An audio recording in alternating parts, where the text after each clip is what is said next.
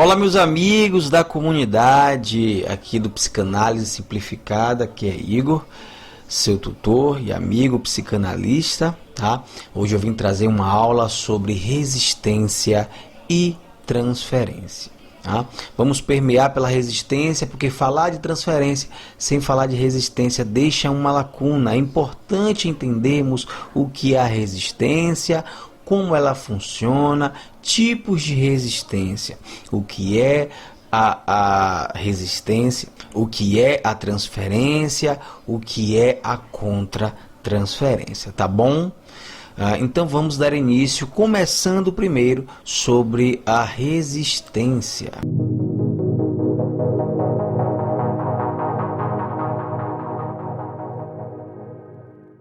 A resistência, no geral, é a relutância do cliente em mudar seu comportamento e aceitar o processo terapêutico para o próprio crescimento pessoal. Simplesmente é isso, basicamente é isso. De uma forma rápida, simples, o que é resistência é a relutância do cliente em mudar o seu comportamento e aceitar o processo terapêutico para justamente a sua melhora, o seu crescimento pessoal. E essa resistência, ela pode se desenvolver por uma míria de razões, por N razões, por várias coisinhas diferentes, algumas conscientes, outras inconscientes. A resistência pode estar presente mesmo naquelas pessoas que se declaram, se mostram tranquilas e abertas a receber ajuda. Aquelas que dizem: eu preciso de um psicanalista, eu preciso de um psicólogo, eu preciso de um terapeuta, eu preciso de alguém que me ajude. Até essas pessoas, elas podem estar gerando resistência, mantendo os seus muros altos, os seus bloqueios muito bem fechados, os seus portões trancados. A resistência ao tratamento pode ser entendida de uma maneira mais geral, não somente psicanalítica. Por que eu estou dizendo isso? A resistência não é uma ocorrência incomum. Vemos isso com frequência. A resistência é uma defesa pontual da mente consciente. E que a mente, quando a mente, na verdade, acredita estar sendo atacada. Dada a proximidade do psicanalista com conteúdo reprimido ou recalcado. Quanto mais perto chegamos do conteúdo reprimido, mais observamos a resistência. Não lembra, não fala, silêncio. Sempre que tentamos cavalcar um pouco mais, nos aprofundar um pouco mais nas questões, nas demandas, e quando isso é mal recebido pelo inconsciente, gera-se então a resistência. Alguns exemplos de resistência, e as mais comuns, seriam o silêncio ou a pouca interação, justamente no setting analítico. Alguns encerram a sessão, às vezes é necessário encerrar a sessão naquele momento. Às vezes permitimos que o cliente, que o paciente, ele se permita em silêncio. Às vezes nesse momento de resistência ele abre uma brecha com um suspiro, com um comentário.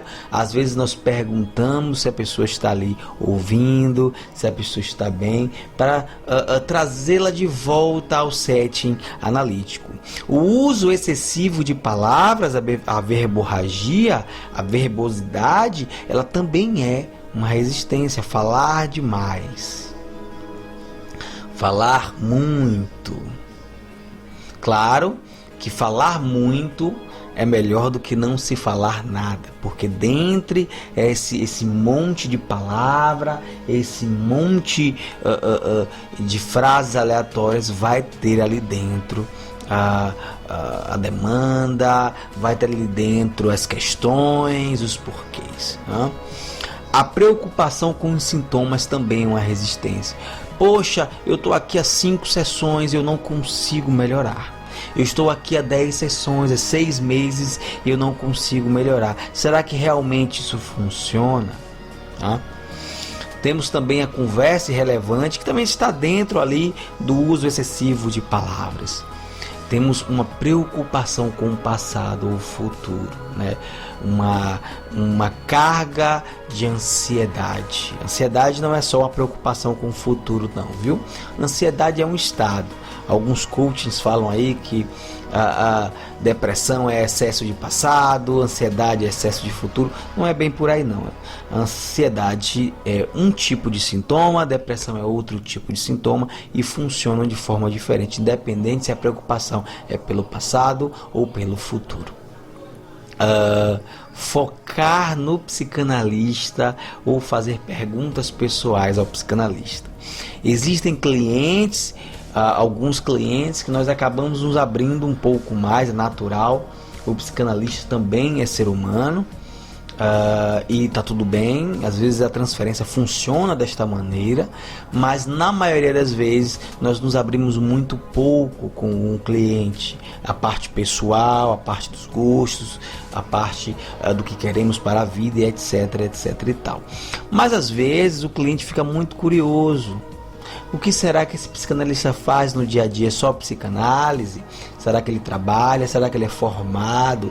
Será que ele é bacharelado em psicologia? Será que ele fez pós-graduação? Será que ele realmente entende do que ele está fazendo aqui ou só quer meu dinheiro? São perguntas comuns. Na maioria das vezes resistência, algumas poucas vezes uma pergunta honesta, mas se preocupar de forma excessiva com isso, a ponto de que te impeça de continuar o tratamento, é um tipo de resistência, tá? Questionar ou duvidar do psicanalista, está aqui na lista, mas vamos colocá-lo no mesmo patamar ali do focar no psicanalista, tá? Falsas promessas ou esquecimento de fazer algo que havia se proposto a fazer. Às vezes nós colocamos alguns, entre aspas, desafios para o cliente em uma abordagem um pouco mais pós-freudiana.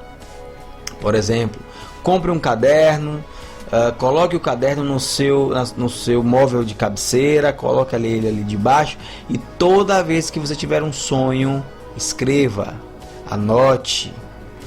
Poxa, meu analista, eu esqueci de anotar. Eu não lembro do meu sonho. Eu não consigo mais lembrar do meu sonho. Isso é resistência. Ou dizer que vai fazer. Vamos propor aqui que você se questione em relação a isso. Passe essa semana pensando nisso. E aí o cliente simplesmente esquece e não faz. Ou esquece do horário da sessão, ou se preocupa em fazer outra coisa e não fazer a sessão no dia, tá? Isso faz parte também de uma resistência. Desmarcar a consulta, não aparecer, né?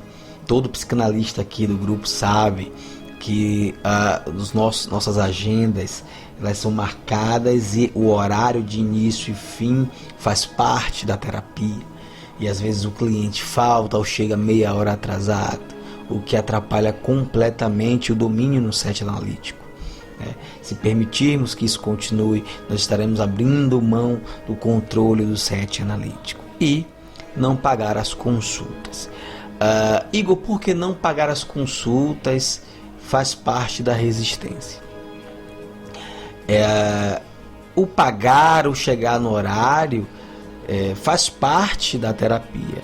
Parece muito oportuno dizer isso, obviamente, um psicanalista falar isso é muito oportuno, mas nem sempre estamos falando de dinheiro, mas estamos falando também de um compromisso. Eu tenho um compromisso de estar lá às 8 horas, às 7 horas. Meu analista, ele tem uma agenda, ele precisa que eu cumpra também essa agenda e que eu esteja lá no horário. Se eu não for poder, eu marco para outro horário, eu marco para outro dia. Esse compromisso, essa doação é um pagamento. Pelo menos meus amigos, colegas analistas e psicanalistas, eu vejo desta maneira. A última coisa que eu penso é no dinheiro, no retorno. Claro que é muito bom, mas a última coisa que devemos pensar é isso, mas sim no compromisso. Eu estou doando o meu tempo para você, você doa o seu tempo para mim. Você doa a sua atenção para mim. Você se preocupa com o meu trabalho. Você se preocupa com a ideia de eu estar aqui para te ouvir, estar aqui para te ajudar com as suas demandas, para te ajudar a elaborar todas essas questões. Então, algumas pessoas, como eu já conheci, alguns psicanalistas, aceitavam em troca não só dinheiro, mas às vezes um presente, um produto, enfim, normal, natural. Essa questão do pagamento eu deixo com vocês, tá? É porque faz parte aqui do nosso conteúdo programático. Bem, entendendo o que são essas resistências, o nosso trabalho é tentar ultrapassar este bloqueio. Se é o silêncio, não insista, mas também não permita que isso se mantenha. Chame uma vez, duas vezes, se necessário, encerre a sessão. Às vezes encerrar também é positivo, encerra a sessão e na próxima sessão a pessoa pode estar mais aberta a falar, certo? É necessário que nós tenhamos o tato para entender que tipo de resistência é esse e como vamos romper. Existem resistências que são mais complexas, como o esquecimento, por exemplo. O esquecimento você não consegue controlar e você não consegue nem sempre puxar da memória, mas você tenta procurar de alguma forma o porquê desse esquecimento. Ela esqueceu o que? O que será? Que conteúdo recalcado é esse que quer se manter recalcado? Esquecer sonho, esquecer uma palavra, esquecer o nome da mãe, do pai. Por quê? Por quê? São questões. Agora, passando para a transferência, o que é a transferência? A transferência, ela consiste em percepção e expectativa. Como assim? É quando o indivíduo pega as percepções, as expectativas que ela formulou sobre uma pessoa, um objeto do passado, e justamente projeta essas percepções, essas expectativas em outra pessoa. O indivíduo em questão, então, interage com a outra pessoa como se a outra pessoa fosse aquele padrão transferido. Freud descreve essa constituição de padrões da seguinte maneira, abre aspas, vamos dar uma lida aqui. Deve-se compreender que cada indivíduo, através da ação combinada de sua disposição inata e das influências sofridas durante os primeiros anos, conseguiu um método específico próprio de conduzir-se na vida erótica, isso é, nas pré-condições para enamorar-se que estabelece, nos instintos que satisfaz e nos objetivos que determina a si mesmo no decurso daquela. Isso produz o que se poderia descrever como um clichê estereotipado, ou diversos deles, constantemente repetido, constantemente reimpresso no decorrer da vida da pessoa, na medida em que as circunstâncias externas e a natureza dos objetos amorosos a ela acessíveis permitam, e que, de certo, não é inteiramente incapaz de mudar frente a experiências recentes. Freud, 1912. Vamos lá. Se vocês não entenderam, vamos entender agora. Para que servem esses padrões projetados?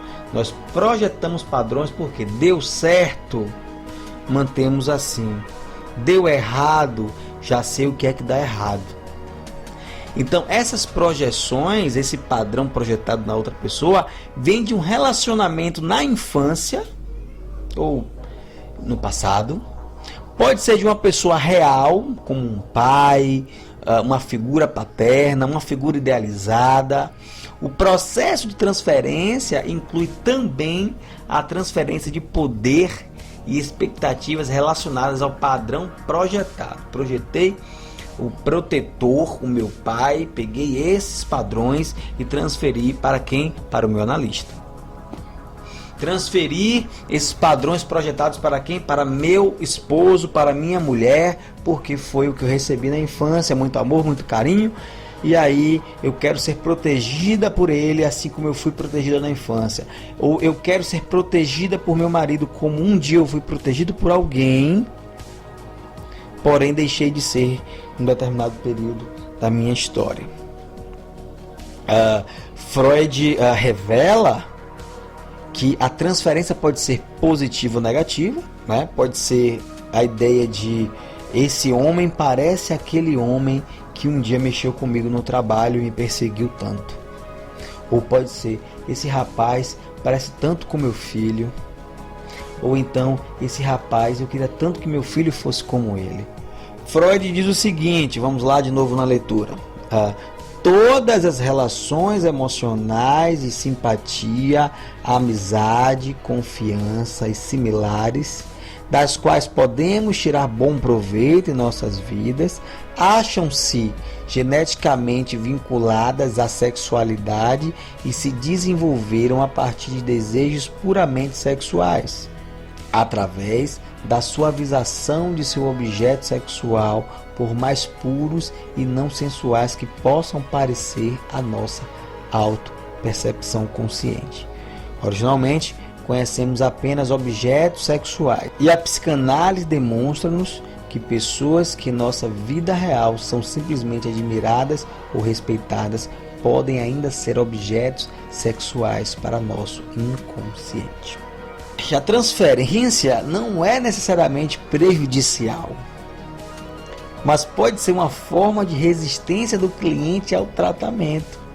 Se o cliente estiver projetando expectativas ruins ou irrealistas no terapeuta, ele ou ela pode não estar inteiramente aberta à mudança que o tratamento pode provocar. Se a projeção ela foi uma projeção negativa, não no sentido apenas do ele me lembra alguém que me fez mal, mas do tipo eu estou apaixonado por ela ou eu estou apaixonado por ele. Isso é negativo. Isso impede que a cura se estabeleça. Isso impede que o tratamento evolua. Bom, a minha indicação de livro, tá? E se eu pudesse dizer assim, ó, é obrigatório ler, eu diria. Mas cada um é livre para fazer o que quiser. Mas a dinâmica de transferência de 1912 de Freud é importante para entendermos bem o que é a transferência, tá bom? As aulas, o conteúdo que nós postamos aqui é importante, é legal, é interessante, ajuda algumas pessoas, ajuda outras, mas é sempre bom irmos buscar direto da fonte, tá bom? Muito obrigado por ter me ouvido até aqui e até o próximo conteúdo aqui para a comunidade. Abraço, tchau, tchau.